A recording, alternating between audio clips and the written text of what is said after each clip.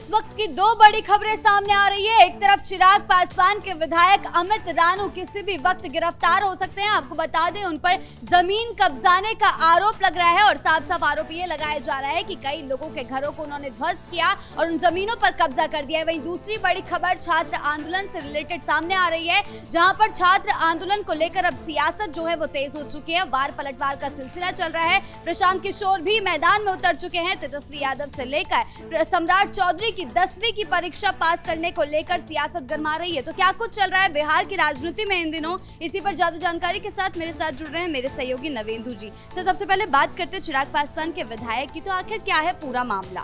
देखिए, चिराग पासवान के विधायक जो हैं अमित कुमार रानू, उन पर इस वक्त खतरे के बादल मंडरा रहे हैं, क्योंकि उन पर जो आरोप लगे हैं वो बेहद गंभीर हैं और आरोप लगे हैं आम लोगों के घरों को तोड़ने के।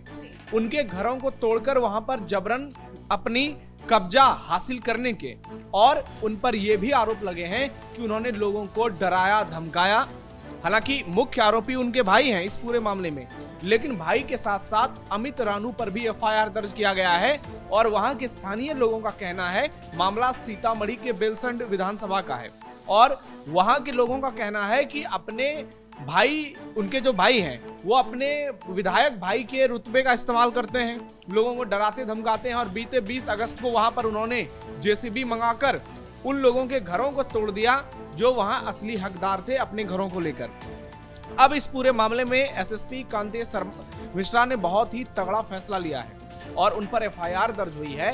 तो आप ये समझकर चलिए कि आने वाले समय में कुछ बड़ा एक्शन हो सकता है, क्योंकि इस मामले में उनके खिलाफ गवाह बहुत ज्यादा हैं और सारे लोग एक स्वर में कह रहे हैं कि विधायक ने हमको प्रताड़ित किया, हमारे साथ जाति की, हमको परेशान किया और हमारे आशियाने को उजाड़ दिया।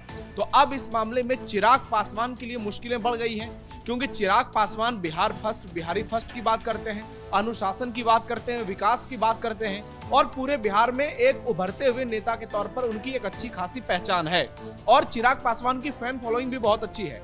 लेकिन जब उनके पार्टी के विधायक पर ऐसे गंभीर आरोप लगते हैं तो फिर सवालों के घेरे में चिराग पासवान आते हैं। लेकिन क्या सर इस एक्शन के बाद से एक संदेश ये भी जा रहा है कि कोई किसी भी बड़े पद पर क्यों ना हो, किसी भी गठबंधन के साथ क्यों ना हो, उस पर एक्शन जरूर लिया जाएगा? देखिए, ये बिल्कुल सही बात है, क्योंकि हमने देखा है कि बहुत सारे ऐसे मामले हुए हैं जिसमें आरोपी जो है वो विधायक के परिवार के लोग होते हैं, सांसद के परिवार के लोग होते हैं या वो लोग खुद ही होते हैं। उसमें भी क्योंकि कानून से बढ़कर हमारे देश में कोई भी नहीं है, जो कोर्ट का फैसला आएगा वो सर्वोच्च होगा और चाहे वो कोई भी क्यों ना हो, अगर वो ये कोशिश में लगा है कि सरकारी तंत्र का इस्तेमाल करके हम बच जाएंगे, तो हो सकता है कि कुछ समय के लिए वो बच जाए, लेकिन आगे चलकर जब स्थिति बदलती है, जब समय उसके विपरीत जाती है, तो फिर सारी चीजों से पर्दे उठ जाते हैं और उसके बाद जो एक्शन देखने को मिलता है उससे यही समझ में आता है कि समय का पहिया कुछ ऐसा घूमता है कि जिन लोगों ने दमन करने की कोशिश की, जिन लोगों ने गरीबों के आशियाने को उजाड़ने की कोशिश की, जिन लोगों ने गरीबों को प्रताड़ित करने की कोशिश की,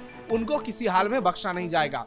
और चिराग पासवान से लोग ऐसी उम्मीद बिल्कुल भी नहीं कर सकते हैं, क्योंकि आप देखिए बहुत सारे नेता हैं बिहार में, लेकिन चिराग पासवान एक ऐसे नेता हैं जो हर मुद्दे पर बहुत सोच समझकर एक्शन लेते हैं, हर मुद्दे पर बहुत गंभीरता से बयान देते हैं। अभी आरक्षण पर ही उन्होंने जो बात बोला है उस पर बहुत सारे लोग उनको ट्रोल कर रहे हैं, बहुत सारे लोग उन पर सवाल उठा रहे हैं, लेकिन चिराग पासवान की राजनीति है, इसलिए बोलना उनकी मजबूरी है। और इस मामले में आपको याद होगा कि जब ईडब्ल्यूएस का कोटा आया था तब भी उन्होंने इस मामले का समर्थन किया था। तो ऐसा नहीं होना चाहिए कि आज चिराग पासवान ने एक बयान दिया तो वो और उनकी सारी अच्छी बातें जो है वो पूरी तरह से खराब हो गई। लेकिन चूंकि विधायक वाला मामला बहुत सेंसिटिव है और ये जनता के प्रतिनिधि हैं, ये जनप्रतिनिधि हैं और चिराग पासवान के पार्टी के कई विधायकों पर केस दर्ज है, कई विधायकों पर मामले हैं। हुलास पांडे जैसे जो बहुत ही सीनियर नेता हैं, हालांकि वो इस बार चुनाव हार गए, लेकिन उन पर भी बहुत ही गंभीर आरोप हैं। बहुत सारे पार्टी में ऐसे नेता हैं। तो अब बिहार के लोग ये सवाल पूछ रहे हैं कि आखिरकार जितने विधायक जीत करके आते हैं, जितने सांसद जीत करके आते हैं या जितने मंत्री होते हैं, चाहे वो केंद्र स्तर पर हो, वो राज्य स्तर पर हो, वो बेदाग छवि के होने चाहिए, उस पर कोई आरोप नहीं होना चाहिए। और अगर हम ऐसे ही दागी लोगों को आगे बढ़ाते रहेंगे अपने प्रतिनिधि के तौर पर, तो ये दिखाने के लिए तो बहुत अच्छी अच्छी बातें करेंगे, लेकिन आप देखिए इनकी मंशा क्या है, लोगों को डराने की, धमकाने की, उनकी जमीन कब्जाने की। तो ये चिराग पासवान के लिए बहुत मुश्किल वाली स्थिति है। कभी भी उनके विधायक की गिरफ्तारी हो सकती है, जिससे चिराग पासवान की छवि बहुत ज्यादा धूमिल होगी और उन पर फिर बहुत सारे गंभीर सवाल उठेंगे, क्योंकि सरकार भी बिहार में एनडीए की है।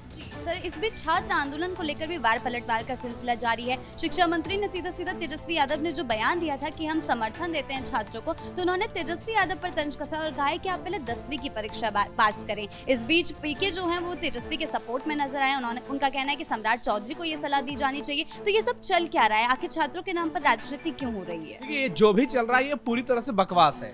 आप ये देखिए कि बिहार के लोग चाहते क्या हैं? विकास, सुरक्षा और अपने बच्चों का बेहतर भविष्य। वहाँ हर दिन यही डिस्कशन होता है कि ये 9वीं फेल है, ये 7वीं फेल है, ये 8वीं फेल है। लोग इन चीजों से बाहर निकलना चाहते हैं। कब तक ऐसे मुद्दों को मीडिया में इस तरीके से हाईलाइटेड कराया जाएगा? कब तक ऐसे मुद्दों पर चर्चा की जाएगी? इन सब चीजों के चक्कर में आम मुद्दे गायब हो जाते हैं। तेजस्वी यादव क्या फिर से 10वीं की परीक्षा देंगे? क्या सम्राट चौधरी, जो उन पर आरोप लगते हैं कि वो 7वीं फेल हैं, क्या वो दोबारा से स्कूल में जाकर पढ़ाई करेंगे? ये जो भी आरोप लगते हैं, ये वार पलटवार का दौर अपने जगह पर होना चाहिए। चुनाव का वक्त है, ठीक है, लेकिन हर वक्त इसी तरीके के मामले। अब जनस्वराज की पार्टी देख लीजिए, वो भी कोई दूध की धुली हुई नहीं है। वो बार बार सम्राट चौधरी पर सवाल उठाते हैं। वो बिहार के मुख्यमंत्री हैं, अब कुर्सी पर बैठ गए हैं, वो बिहार को लगातार आगे बढ़ाने की बात कर रहे हैं। आप देखिए कि हर दिन उनके डिसीजन ऐसे आ रहे हैं कि बिहार में विकास कहीं ना कहीं नजर आ रहा है।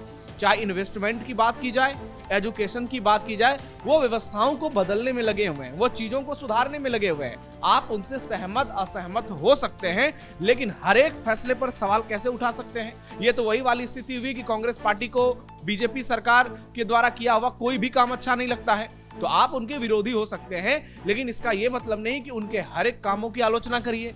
हर बात में सिर्फ यही बोलिए कि वो तो 7वीं फेल है, हर बात में तेजस्वी को बोलिए वो 9वीं फेल है।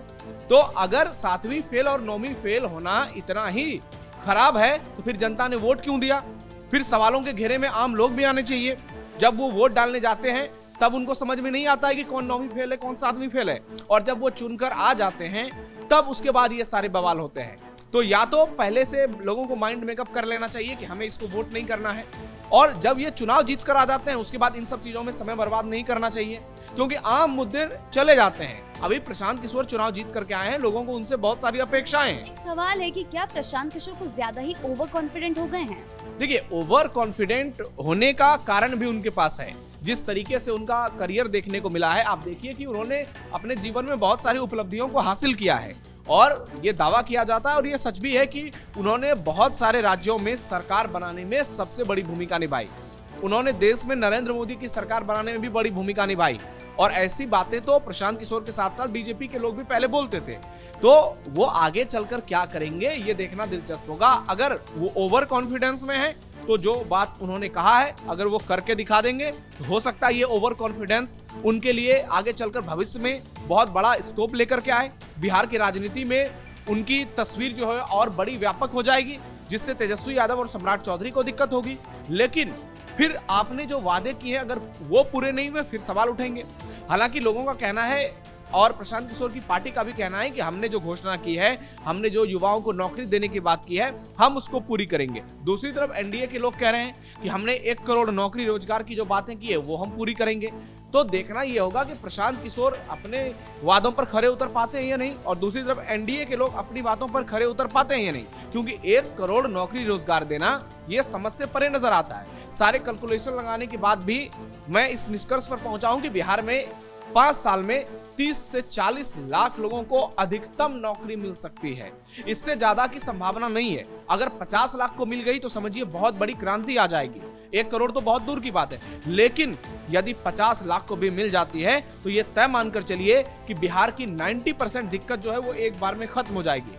अब कम से कम इन सब मुद्दों पर डिस्कशन हो रहा है। जैसे आप देखिए कि मिथिलेश तिवारी ने कहा कि तेजस्वी को स्कूल में पढ़ना चाहिए, फिर सम्राट चौधरी को लेकर प्रशांत किशोर कह रहे हैं। तो ये बातें एक तरफ हो रही हैं, लेकिन दूसरी तरफ पढ़ाई से रिलेटेड बातें हो रही है, विकास से रिलेटेड बातें हो रही है। तो जनता चाहती है कि उन सब मुद्दों पे डिस्कशन कम हो। 7वीं फेल, 9वीं फेल, 10वीं फेल, ये जो असली मुद्दे हैं, जो जमीन से जुड़े हुए मुद्दे हैं, जो छात्रों के मुद्दे हैं, जो बिहार में इस वक्त चल रहे हैं, जो गर्दनी बाग में आंदोलन चल रहा है, जो छात्रों के मुद्दे हैं जिस पर वो डटे हुए हैं, जिस पर वो अडिग हैं और पटना में लगातार लाठी भी खा रहे हैं, उसके बावजूद अपनी मांगों पर टिके हुए हैं। उन मुद्दों पर चर्चा होनी चाहिए। ये फालतू बातें अब जब इलेक्शन आएगा तब इस पर चर्चा हो जानी चाहिए, क्योंकि ऐसा तो नहीं है कि अब सरकार गिर जाएगी या ऐसा तो नहीं है कि अब विधानसभा भंग होने वाली है। तो इन सब चीजों पर डिस्कस करना सिर्फ और सिर्फ समय की बर्बादी है। अब हर दलों को, चाहे तेजस्वी यादव हो, प्रशांत किशोर हो, चिराग पासवान हो, सम्राट चौधरी हो, इनको ये सोचना चाहिए कि आगे बिहार को कैसे बढ़ाना है, बिहार के लोगों की जिंदगी कैसे बेहतर करनी है। ये जो हम बीमारू राज्य का टैग झेल रहे हैं इतने सालों से, इससे कैसे ऊपर उठना है। सुशासन की राह पर नीतीश कुमार ने बिहार को आगे बढ़ाया है, उससे बेहतर और हम कैसे उत्तर प्रदेश की तरह कानून व्यवस्था अपने यहाँ लागू कर सकते हैं। तो नेताओं की बहुत बड़ी भूमिका होती है। आजकल ये सारे नेता एक्टिव नजर आ रहे हैं, ये बिहार के लिए अच्छी बात है। अब देखना ही होगा कि आगे चलकर क्या कुछ होता है, लेकिन इतना जरूर तय है कि बिहार में बदलाव देखने को मिल रहे हैं। वो बदलाव का पैमाना कितना बड़ा है ये अगले कुछ महीनों में, अगले कुछ सालों में तय हो जाएगा। फिर इसके बाद 2029 और 30 का चुनाव बहुत बड़ा टर्निंग पॉइंट होगा। जी सर, बहुत बहुत धन्यवाद आपका इन तमाम जानकारियों के लिए। तो चिराग पासवान के विधायक पर एक्शन साफ दिखा रहा है कि चाहे कोई किसी भी पद पर क्यों ना हो, उस पर सख्त से सख्त कार्रवाई की जाएगी। तो वहीं छात्र आंदोलन के नाम पर चल रही राजनीति की भी एक्सपोज होती हुई नजर आ रही है। तेजस्वी यादव से लेकर प्रशांत किशोर और सम्राट चौधरी सभी के सब जमीन पर हैं। वार पलटवार का सिलसिला जारी है। अब ऐसे में ये आंदोलन किस दिशा में जाता है, इस पर हमारी नजर जो है बनी रहेगी। ब्रेकिंग न्यूज में फिलहाल मेरे साथ इतना ही। कैमरा पर्सन कुणाल के साथ मैं शिवानी रतूड़ी, कैपिटल टीवी बिहार।